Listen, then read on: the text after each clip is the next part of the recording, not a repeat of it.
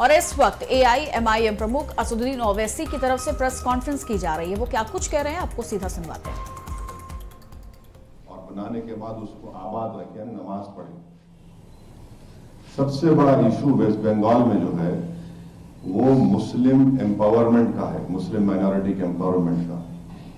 वो हमारे लिए बहुत बड़ा अहम मुद्दा है।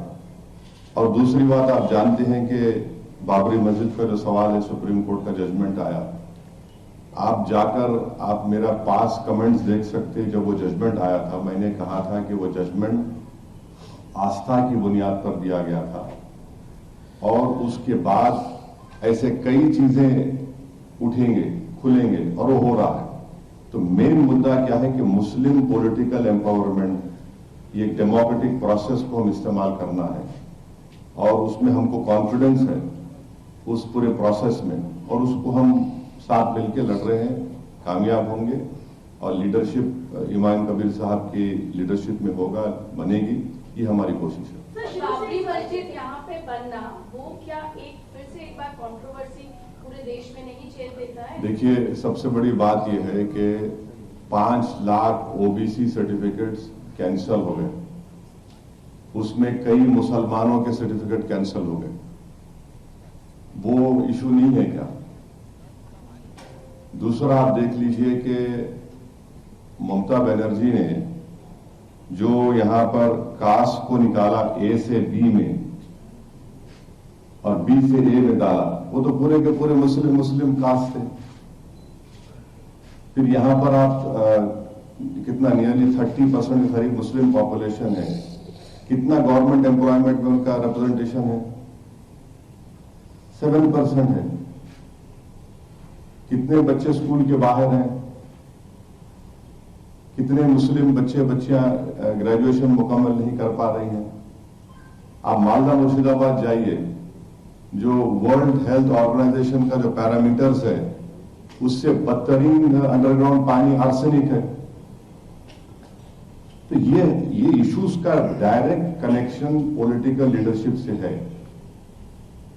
और फिर इतने सालों से यहां की जनता ने TMC को वोट दिया, आपने वोट लिया हमारा और नेता आप बन गए, लीडरशिप आपके हाथ में, और आपने जमीन पर क्या किया? जमीन पर आपने क्या किया?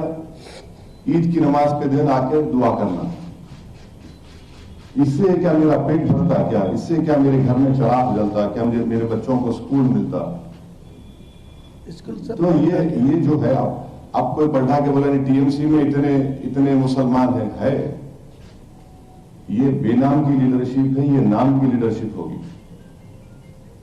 एक बात याद रखिए, बाबा साहेब अम्बेडकर को भी आप ही की तरह जर्नलिस्ट ने सवाल किया था बाबा साहेब से कि पार्लियामेंट में तो इतना रिजर्वेशन है शेड्यूल कास्ट को, आप कौन सी लीडरशिप की बात कर रहे हैं? तो बाबा साहब ने कहा था, हाँ है।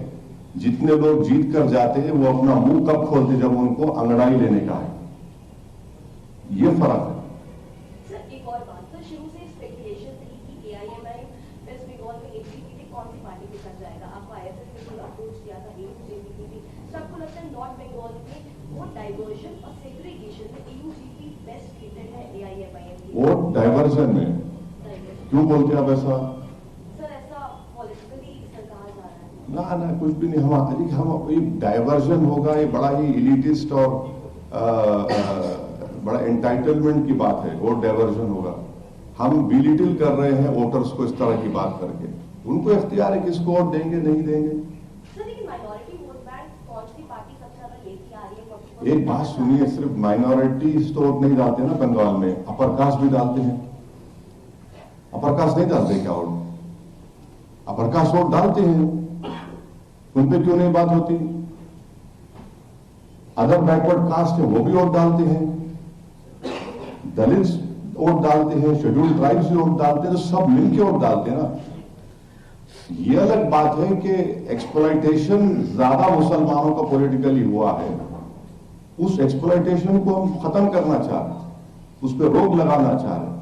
और हम जो है, अब हिस्सेदारी की बात कर रहे हैं, बराबरी की बात कर रहे हैं, सेल्फ एस्टीम की बात कर रहे हैं हम लोग। ये हम कोशिश कर रहे हैं सर।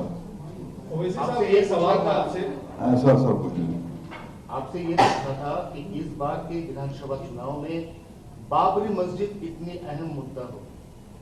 देखिए साहब, हर मस्जिद मुसलमान के लिए अजीज होती है, जैसा हर मंदिर हिंदू के लिए अजीज होती है, हर चर्च एक क्रिश्चियन के लिए अजीज होती है, हर गुरुद्वारा एक सिख के लिए अजीज होता है। इशू जमीन पे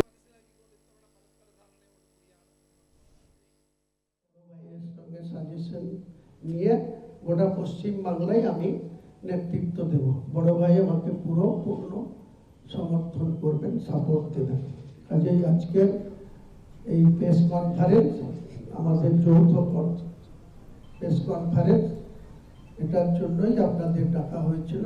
तो असदुद्दीन ओवैसी को आप सुन रहे थे, जिन्होंने प्रेस कॉन्फ्रेंस करते हुए एक बड़ा ऐलान कर दिया है कि पश्चिम बंगाल विधानसभा चुनाव में वो उनकी पार्टी हुमायूं कबीर की यूनियन पार्टी के साथ गठबंधन कर चुकी है और पश्चिम बंगाल विधानसभा चुनाव दोनों पार्टियां एक साथ एकजुट होकर चुनाव लड़ने वाली हैं। लेकिन सबसे बड़ा सवाल यही है कि इस गठबंधन से किसका नफा किसको नुकसान पहुंचेगा, ये तो आने वाला वक्त ही बताएगा।